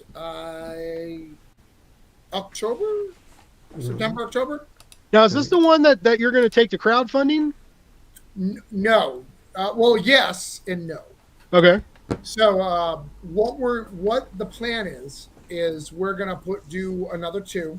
At some point during this year, we haven't finished it. It was supposed to be in March, but apparently CJ wanted to get this among the stars, and that was more important than anything I had to do. So I mean, CJ really fucked you here. I know. It's hard. I see like people releasing other things alongside of us. I'm like, no, god damn it! Shouldn't you check first? Like, I haven't. Didn't you read the memo I sent out? No one puts anything out on Kickstarter until this is done. That's what I know. I was waiting, so I don't know what happened. It's hard. Like, there's so much good stuff out there. Yeah. I was talking to Evan Crothers at Woven, and he said there was something like, I don't know how many thousand of Kickstarters that were out at that moment for comic books. Obviously, not all of them make it out there to where we know about them, but he was worried about his own. Obviously, it funded and it was fine. but it really shook me because I was like, oh shit, that's a lot of competition in the crowdfunding space. Yeah. I was like, I hope nobody else comes out when we're doing this. But of course, there's some other heavy hitters that came out, and that's just going to happen. There's never a perfect time to release a Kickstarter. But you've got to there's talk never not. to a lot of folks and figure out what they're doing, and then when you figure out like what week they're all launching, you launch the week before. It's like The Price is Right. Yeah, like we beat Mechaton by a week, you know, and that's a great comic. Wells is putting it out, so I'm happy with that fully competing with Mechaton. It's on another anthology. There's just those little things to take into account where you're like, oh crap, this is a great writer who also has a great comic, and we're now right up against. Yeah, Wells is. I did Wells's for, well, not for Mechaton, but for Frankenstein, the Unconquered. We did. I did their Kickstarter launch party the last time. We had a good time. It was fun, and he's got a solid backer. Like, what is that? What you got? Oh, there you go. Look at that. I found it laying on my floor. It's really horrible. That's really bad form. But no, I always have like a big stack. Let me get this straight, Tim. You didn't have any Band of Bards books to show us. We had Mechaton 3. I know, right? I had that right over here. I have copies of Sentience here because I was packing some more up. But yeah, I know. Travis is a big. These aren't Kickstarters, but I know Travis loves manga. We got some Dragon Ball, some Jujutsu Kaisen, and then some Dragon Ball Z. Oh, and then this is also available. Rodney Barnes's Blackula just came out. That's a great read. I can pull so many random. I'm out of shelf, so I have like shit stacked up everywhere, just random comics. No, but yeah, it's I'm Travis. I loved Coins of Judas issue 2. There's a really great splash panel, a really violent splash panel at the end. That was wonderful, and it was so cool. Again, like I was legit shocked. Like some of our friends, like Comic Book Poser and Cole, like, and all these, You Promised Me Comics, Sparks, like they all came out. They all did like their own covers for you, and put out these like not shop exclusive, like streamer exclusive covers, which like. That kind of like blew my. I didn't know that was really a thing, and it was just it was so cool to see like so many people, become a part of. They were like, yeah, cool, it's sold out. We'll make our own cover. I was like, that's so metal, like that's fucking rock and roll, right? That's so cool. And again, it was. I thought it was cool that like because I'm assuming. Or maybe every publisher lets you do it, except some publishers, like people can't afford it, maybe. But it's, it was very cool that like that Band of Bards was supporting that endeavor, and offered to, on top of the exclusive covers, like make deals on the normal covers, which again sold out. But it seems like you guys had a good push for pre-orders, because I feel like a lot of people that got Coins of Judas knew to pre-order it, and that was good. Like that was good for everybody. Tim, you said something earlier I wanted to come back to, because you mentioned for CJ, what was the comic we were talking about? You got 20 copies left. Oh, Brody. Yeah. So. Are a lot of people pre-ordering comics through because you guys are pushing you're pushing diamond order cutoff and stuff too, but like you guys are very you're very much reminding people like, hey, we've got swag, we've got merch, and you can pre-order comics to our website, and some even like foil exclusive stuff too. So like are you guys moving a lot of books through your own web store? It helps. You always want more. But the way we're approaching it is basically you got that month that something's going to be out in previews, about like a month prior to that, start pushing, gently pushing the pre-orders. And then obviously that month that it's in previews, you're going to make that the emphasis. But then it wraps in previews, and we're sitting around for a little bit waiting for our purchase order. So you go back to pushing hard on the pre-orders again, directly through the Bard shop, and you just try to get all those as much as you can prior to going and having to put the print order in. At the same time, once something's up on previews, we will be putting, once it's in the Previews World Catalog, we'll be putting a preview of it up on Global Comics, so you can at least go there. And a really nice, easy, convenient way to go and check out like the first 8 pages or so of a comic while it's actively soliciting. Yeah. And as soon as that solicitation window is done, we're just going to put it available in full on Global Comics, so that, you know, it's out there, it's done. If you prefer, if you're not going to be getting the physical and you stick with your digital comics, might as well give it to you and make it available to you right then and there.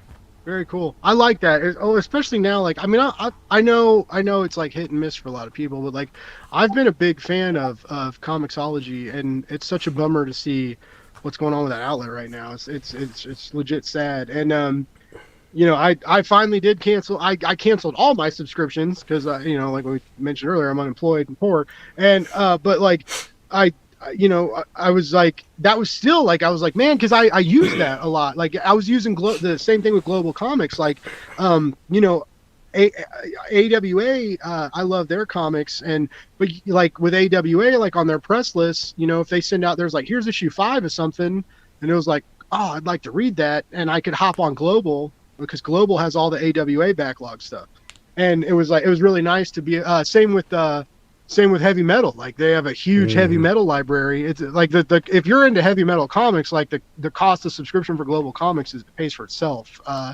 But yeah, like all these other like direct market entities are on Global Comics, and it's cool. But unfortunately, I had to let all of that go for at least a few months till I get caught up and stuff. But yeah, it's I like that you guys are taking that route, and I like that you're in, because you're like kind of more in control of your own destiny, right? Like, it's like we can do this on Kickstarter, we can do this through the direct market, but we'll also put this here, we'll put this here. Well, we're basically going to like put this comic anywhere you can think to buy it, so that you guys buy it. Joey Geek Collective says hopefully some Band of Bards exclusive covers. That's exciting. Super stoked for that. And Travis, you're on you've put your stuff on Global as well too, right? Yeah. Some of it? I've got some of the orange cone things out. I'm trying it out. I'm still trying to figure out the math on how you get paid and all that. But some people are getting paid somewhere, so I'm trying it out. But yeah, absolutely. Nice. Well, it's cool. You can go to our Global Comics page, and you can get a Coins of Judas bundle. You can get both of the issues right there in the bundle. The bundles are really cool, actually. Put together a whole bunch of stuff. I think it's a really cool platform to use to try to build an audience around something like we're doing with Reluctant Hero. You know, it's our first manga title. Those are some new waters for us. So that's going to be a chapter by chapter publication on Global Comics first, and we want to build that audience up around the title and around Alexandra. Thanks, Mark.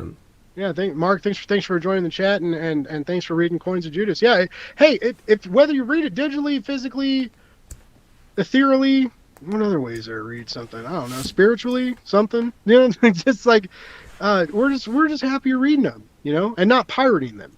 You know, that's what we're really happy about, is that you're not pirating these comics, and you're reading them in a legit way where the people that are working on them get something, at least, you know, or a pat on the back or $1 or a lollipop. So you get something from doing it, I hope, right? Like, I did hear Band of Bards pays in delectable lollipops. They're like you know, they're like Willy Wonka-esque lollipops. Like, they're the lollipops you want. The flavor never goes away. It's from the nice water that we have around here. God damn it, dude.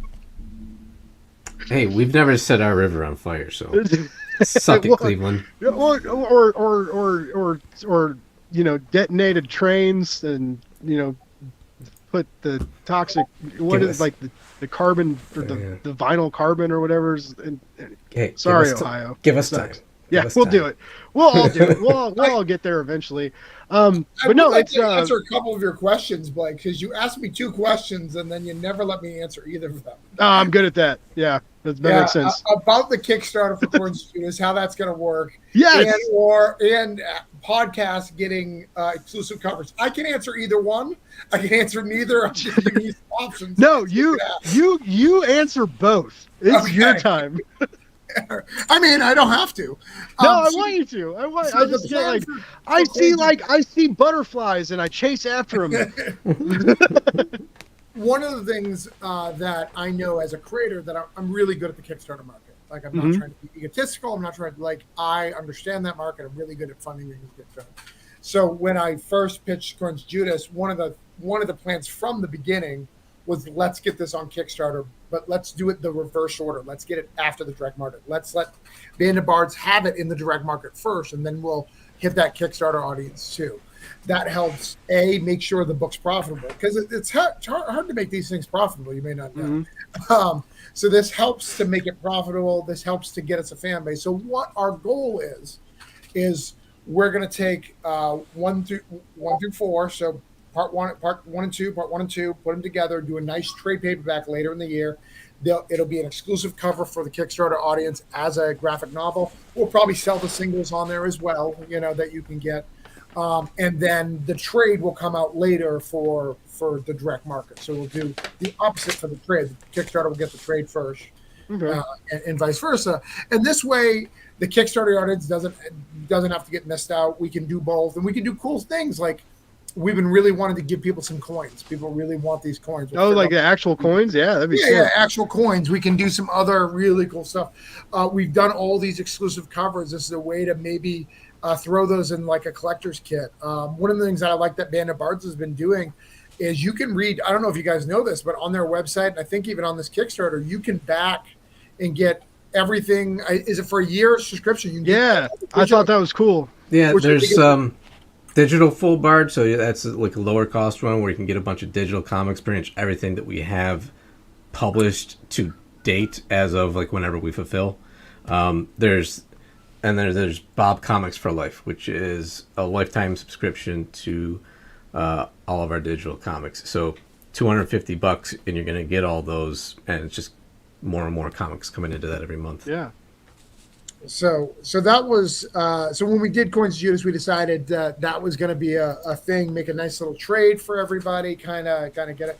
But the response for Coins of Judas, in fact, we were actually only going to do 2 issues. It was going to be a small little hard. We're going to actually do one of those little small hardcovers. You ever get those thin hardcovers? You're like, this was just 2 issues. Like, I was going to be that guy. But I saw one on my shelf and I was a little sad. I was like, "Ooh, Tim, it's really embarrassing." Like, I saw it. Now that I see it, I was like, "Can we do another 2?" And then it doesn't hurt that we got sold out. Doesn't hurt that a lot of exclusives that were picked. So we're going to give you another 2. Make that trade really something nice for you guys, and hopefully keep going. Coins of Judas, as long as it's selling, we'll keep making it. As long as Band of Bards is happy, as long as we're happy, we're going to keep doing that. But I do want to talk about exclusive covers. So one of the things that Band of Bards had no experience with when we started is store exclusives. And I do it for my Kickstarters. I do a lot of store exclusives for my Kickstarters. So we brought that on, and one of the early conversations that Tim and I had was, what's the lowest amount of issues that we can get, like copies that we need to get to a store, that we can sell it, so podcasts and other these people who are going to talk about it, be big advocates for these properties, get into it. And that's why you see so many, because the cost of entry was lower. That allowed people to get in, get something exclusive, and really get to promote that stuff at not a huge cost. And it's not something that I think Band of Bards may do forever, but it's definitely something that the first couple of years, it was the plan, is to try to get this nice little entry in, to get some buzz, to get some exclusive. And you can still get them. If you guys want, if someone want a Coins of Judas or you want a Vigia cover, you could ask right now. There's just a minimum order of 50. The prices vary. We can talk about all that, but you can get on it even after it's released, which is really, really cool. But I think it's one of the cores of, Tim and Band of Bards, they really want to be advocates. And I don't think it's just advocate. When people hear advocates, they're like, oh, it's just advocates for the LGBTQ. No, I think they want to be an advocate for comic stores, for bookstores, for creators. It's not just one and done. Like there's a whole bunch of things they want to advocate. And this is just another example of them advocating for people like Blake's Buzz, who, hey, can you budget and figure out a way to get 50 covers so you can kind of sell to your audience and kind of get something exclusive that may help you. Geek Collective get on that. So that was the goal. That's the objective, and it's working good with Coins of Judas. We just got to figure out how to get the rest of the line to get on and get part of it. We're going to work on that. Very cool. David Hazan, thank you so much for tuning in. Yes, Travis is always everywhere. He's a hard-working man. He's got But yet not in any of those Nottingham anthologies. There it goes. There it goes. Oh, what's up? Cole's Comic Claims in the house. So can you ask Travis what his perfect burrito would be? All right. Hey, I've kept you guys for almost an hour and a half. Cole, thank you so much. This is a great last question. Everybody, we're going to go around the room. I want everybody to say what's the perfect burrito, and I want you to tell us where to follow you and keep track of you at on social media. CJ, let's talk. Let's go with you first. Probably a perfect burrito for me right now, because I have high cholesterol, would be something with no meat. So I'm having to be more cognizant of that. So probably just like, Tim, come on, man. Tim just made the face that I felt inside. Meat, so I still eat meat, but I'm just saying I probably need to. No, you gotta think about stuff. You gotta stay around so you can make more comics, right? Exactly. You can follow me on Twitter mainly under @SiegeTheHudson. I also post a lot on Instagram under my creative studio name, Warn Everyone Comics. Well, CJ, this was really great. Mark, thanks. CJ, it was really great getting to talk to you tonight, man. I'm excited for what you got coming in the future. Like I said, I really connected with your anthology story, and it was just cool. Like,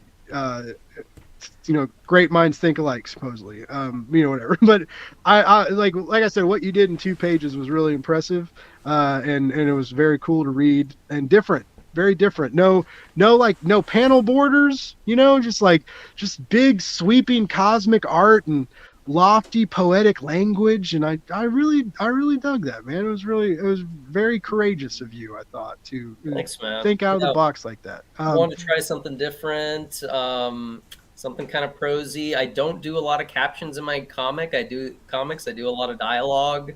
Nice. I guess, and a lot of blank panels where there's nothing. I don't know. I'm not a big caption writer, so I tried it this time. I tried it and tried to be a little prosy, and I'm happy people thought it was good, because I'd feel bad if you said that it sucked, and I'd never try it again. It's bold like a vegetarian burrito. Exactly. And I do want to shout. Like, I'm so glad Joey brought this up, because I love chorizo so much. My family will not refuses to get into chorizo. It breaks my fucking heart. My sister and I are the only people that like chorizo. Yeah, it's spicy sausage. Makes no goddamn sense. Anyway, but yeah, thank you, Joey. Appreciate you. Tim, me? Where do we find you? What's your favorite burrito? Oh shit. Before I say that, I want to say the shops and the bloggers, all the Blake, what the hell do you call yourself? Online personality, I don't know. Comic book promoter, I contain multitudes. Tim. Yeah, all the folks who did exclusive covers, seriously, do very much appreciate it. It's an incredible thing to help lay a solid foundation of success for a comic. Cool. And even more so, the grace and patience extended to me by Cole and Poser as I screwed up their order and got that resolved today. So absolutely appreciate that and their patience with me, as I did have a screw up. Hey, Amazon fucks my shit up all the time, and they're a fucking $1 billion company, so mistakes can happen. It's okay, baby. They're a $1 billion company because Bezos had rich fucking parents, and I had right. Why didn't my dad own a car dealership? I ask him that all the time. Dad, why don't? Mine didn't, because he was a laid off steelworker. But no, the perfect burrito is obviously a super mighty, and if you don't know what that is, I feel sorry for you. I also picked up some chorizo yesterday as I went and got my paczki for Donut Day today. So I had the Polish-Mexican exchange there. Nice. You don't really want to find me. You want to find Band of Bards. So shut up, Tim. And we all want to find you. I love Maybe you. I love you so much. Like I see, like we want to find you. I want to. Oh, I know how to find you, but like Yeah. other people need to find you. Well, at Band of Bards is always the best thing. I'm pretty Okay. sure that is our handle on Twitter, Instagram. There is a TikTok. Not my Yeah, thing. I'm trying to get. I'm trying to get there too. It's hard. It's weird. I'm a geriatric millennial. And I want to say that it may be at Band of Bards Comics on Facebook. One of those is different. But that's where you should find us, bandofbards.com. Hop there, check out the Bard Shop. We have a ton of really awesome premium covers to go along with everything that's in the shops. So you can get really cool stuff. Like we have amazing Bard Shop exclusives for Coins of Judas 1. And it comes in like a regular standard trade dress. There's a full foil edition. There's a metal cover, which is fucking awesome, right? Vigil 1's got this gorgeous holo foil, which I'm this whole chrome holo foil. I'm in love with that special effect. I didn't get Yeah. any in that comp box, man. I was, Oh, getting called out. They're premiums. yeah. Premiums aren't for premiums aren't for. Pretty sure I have a message from you that says I'll throw in some of those chrome ones too. Yeah, well, I have a box that I was packing up for you before this, and then I ran out of packaging tape, so I'll throw some shit in there for you, so you stop whining. Time out though. The man who says that YouTube Shorts are everything should. I feel like TikTok is in that same realm. But well, all right. Anyways, go back. Sorry, Tim. Go back to you. Well, I just wanted CJ to know that he can order from the Bard Shop. It's right Yeah. on there. If you want. There's even a discount code. Tim can give it to you. That'd be great. Yeah. God damn it. That'll be the day I'm ordering my own shit. I know, God. And I should be mad at Tim and you, Travis, for having Vigia go up against Coin of Judas. It's probably why my sales are not nearly as good, because I'm going up against your good-looking comic. Not that Vigia looks bad, but you have a really good-looking comic, so I feel like I competed against a really top-tier comic that month when we got released. There's a whole book of another like 1,000 books in there that's not mine. Someone, and when I saw Coins of Judas, I was like, damn it, this is why. Yeah, like technically Coins of Judas is up against Josh Williamson's Superman #1 this week, so there's a lot of competition out there. I think it was tough. I had a tough week myself.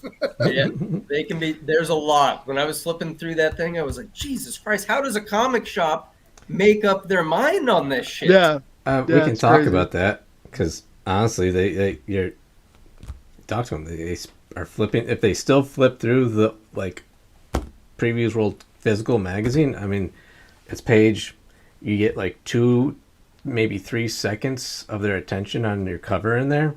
And if they like the cover, then they'll read the whatever you put in there for the synopsis, and maybe then they'll still try it, but maybe they won't, because this is why we want to support local comic shops so much, because we all know the biggest problem in comics is a distribution system, right? And publishers and local comic shops are a lot in the same boat in terms of what they're making off of the comics that they sell.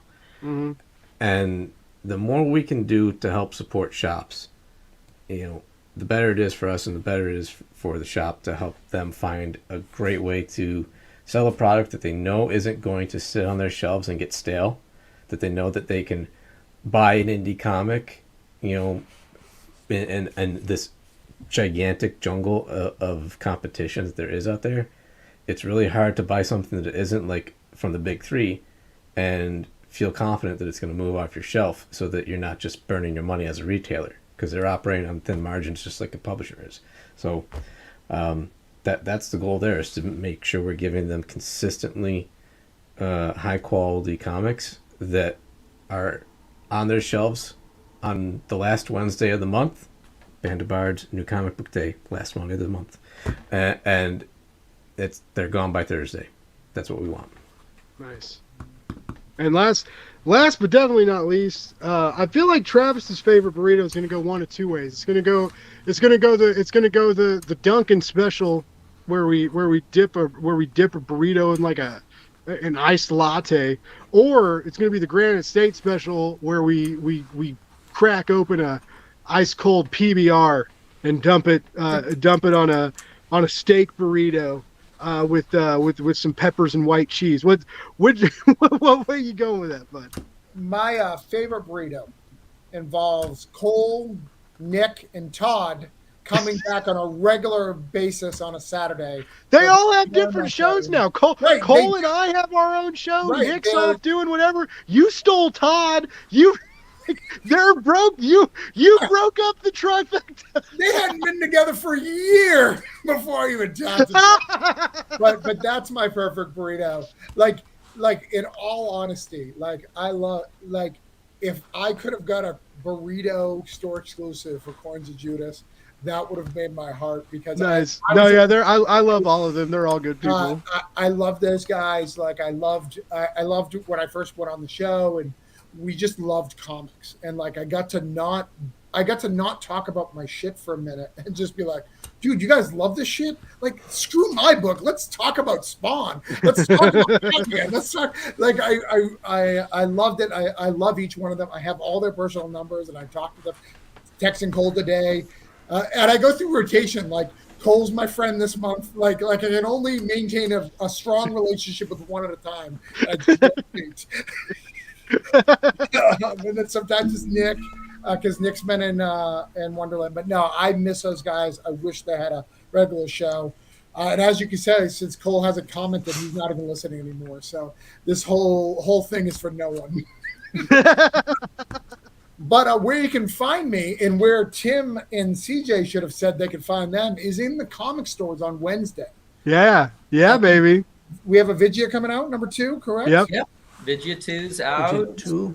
We have a Coins of Judas 2. Coins of Judas 2. The Weeks of 2. What else we got, Tim? Prospects number 3. That Prospects is the 3? final piece in the first story arc of that comic.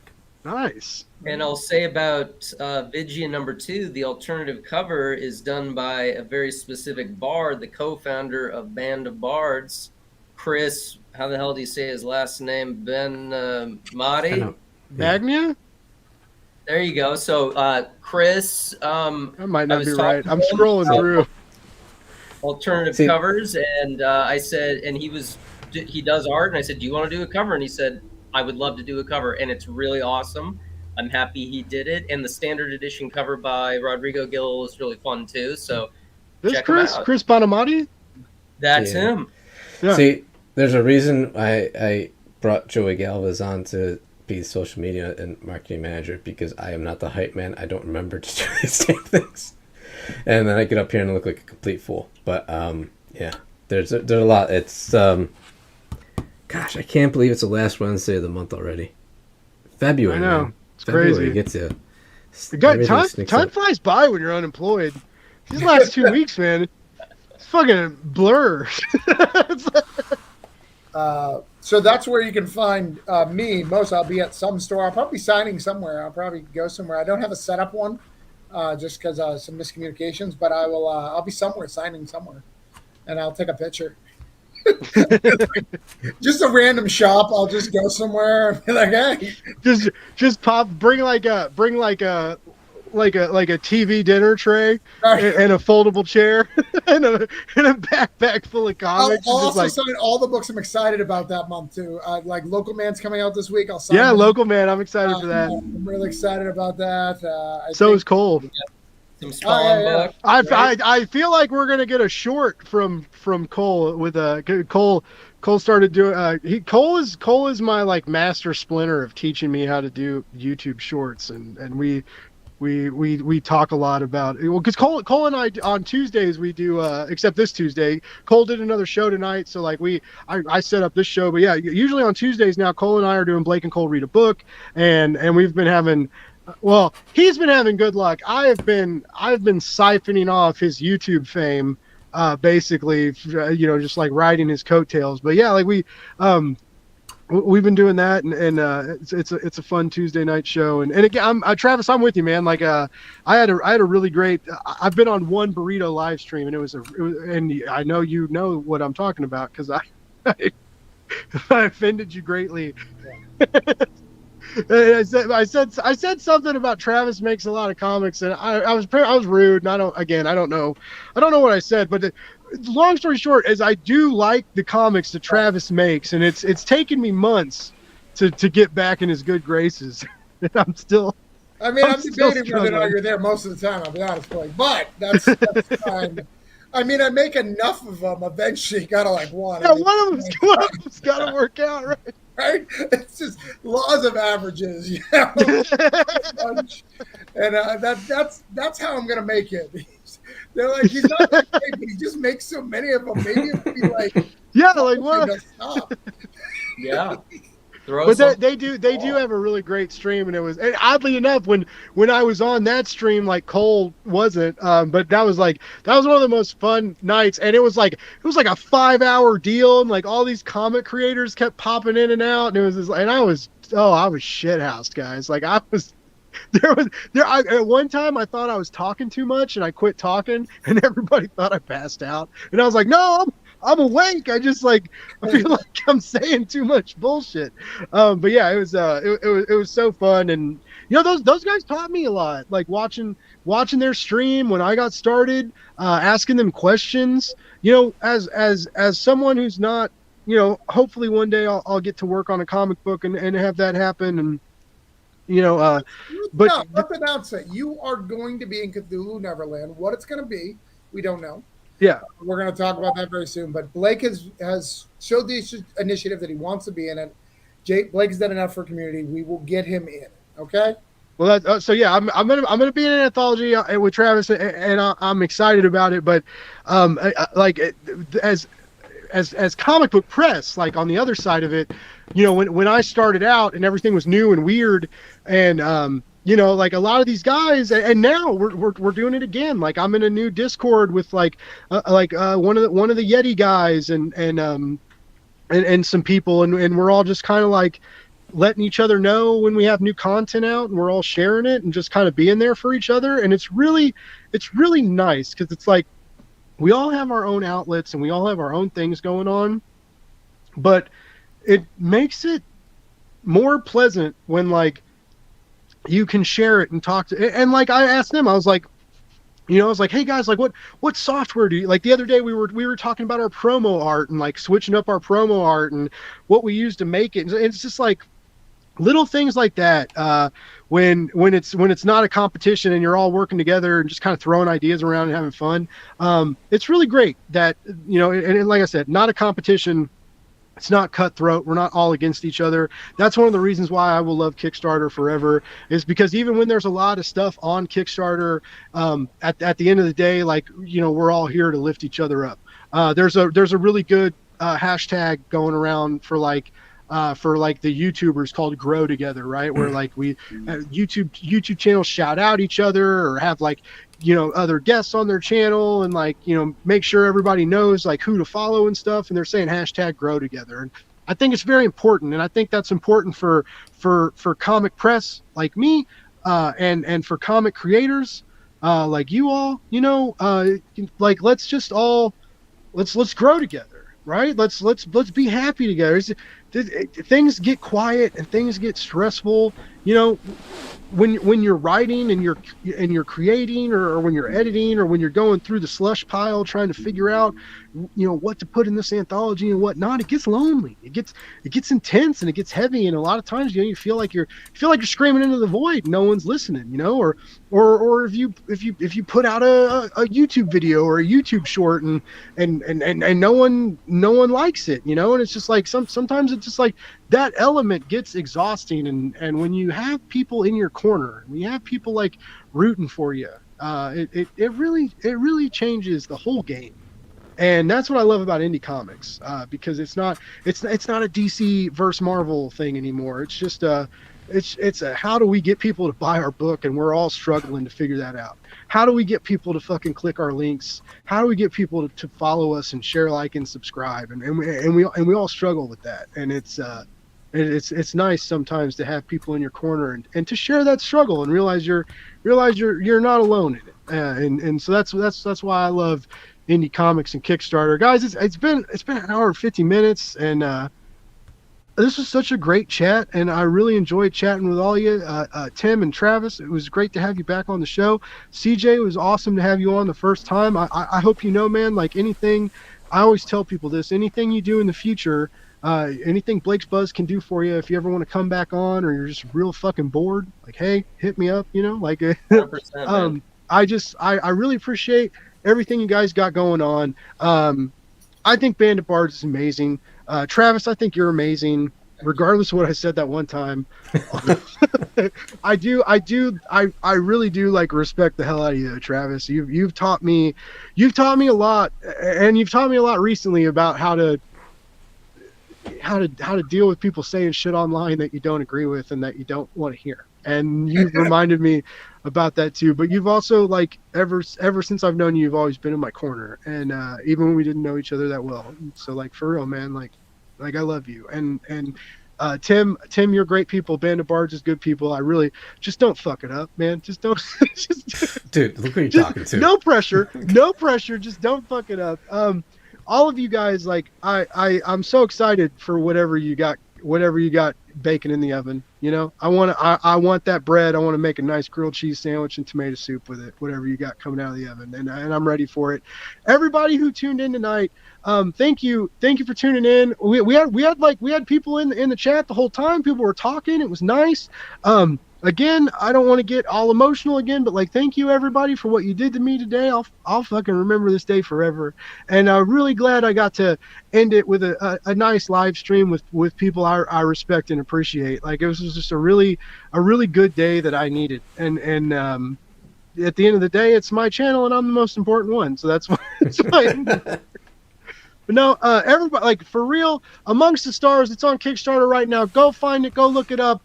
Scroll through that page like we did earlier. I dare you. I double dog dare you to scroll through those pages and not want to back that campaign. Right? It's great. If you're comic shopping on Wednesday, you need that Coins of Judas #2. If you see a #1 and a #2, I'd fucking grab them, because, like I said, #1's sold out. So if you see one on the shelf, you probably want to grab it. It's a great comic. It's full of it's high action, high octane art. I was raised Catholic and I'm not Catholic anymore, but I love that shit. I love that occultish.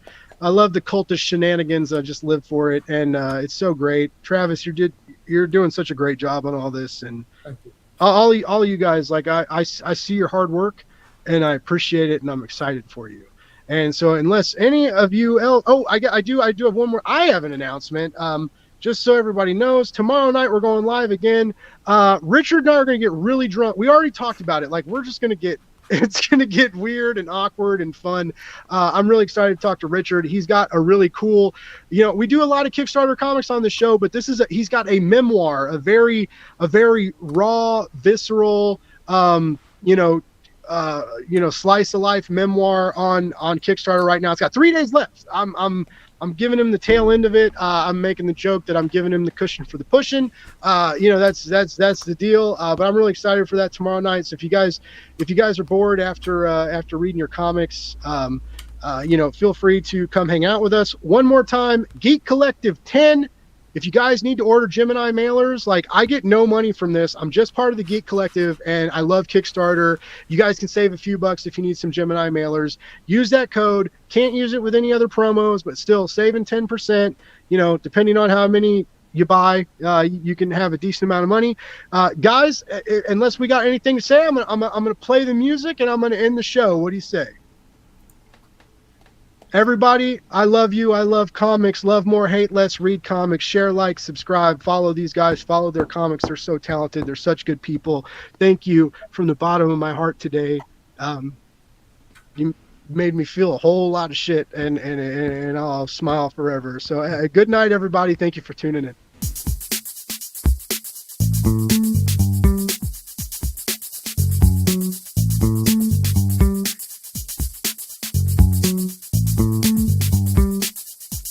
It's Blake's Buzz Live.